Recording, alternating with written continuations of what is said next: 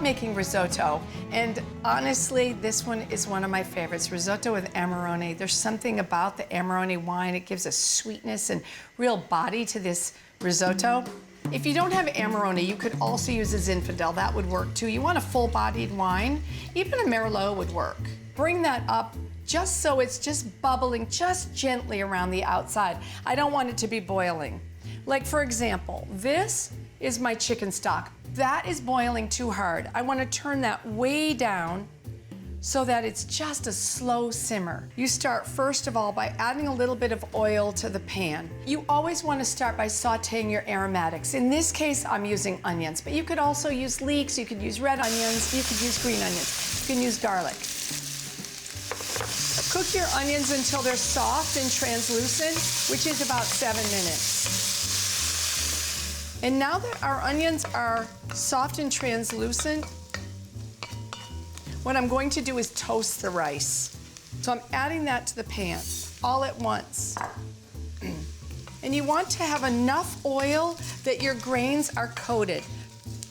Takes about 2 to 3 minutes to toast your rice. You can see that the rice, the center, there's a white dot, and around the edges, it's translucent. And that's what you're looking to do. So keep stirring just for 2 to 3 minutes, and then we'll start adding the liquid. Okay, time to add liquid. So I'll add a couple of ladles of that beautiful Amarone.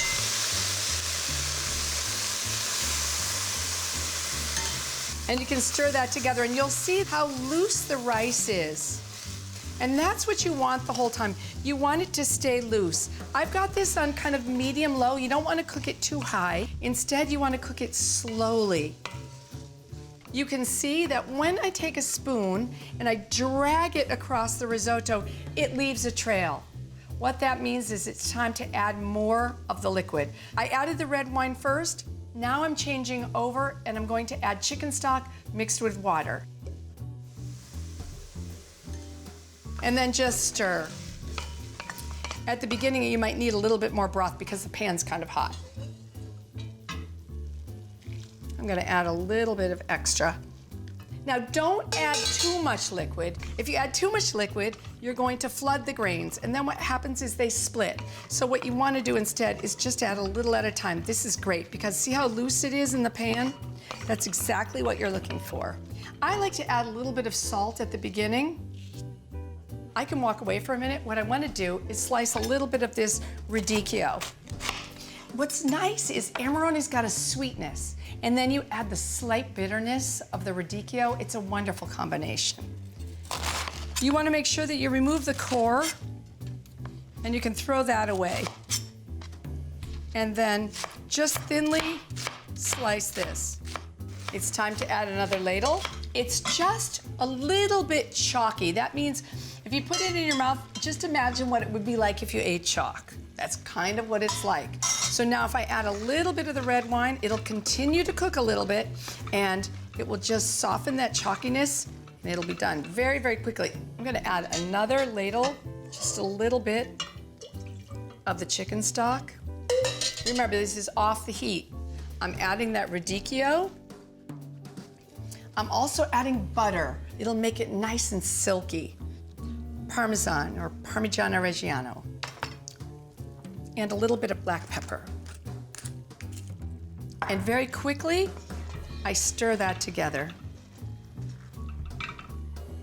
I wish you were in my kitchen. You could share a bowl of risotto with me. I forgot one thing that I love to add, a little bit of nutmeg, just freshly grated nutmeg. That's it. And now, what I do is I put the cover on and I wait about 4 to 5 minutes. Yes. So stir that together. It smells just luscious. All right. How beautiful is that? Just simple, just a few ingredients. You have no idea how good that smells. Now, a little bit of grated cheese on the top. Look at how delicious this looks. I cannot wait to taste it.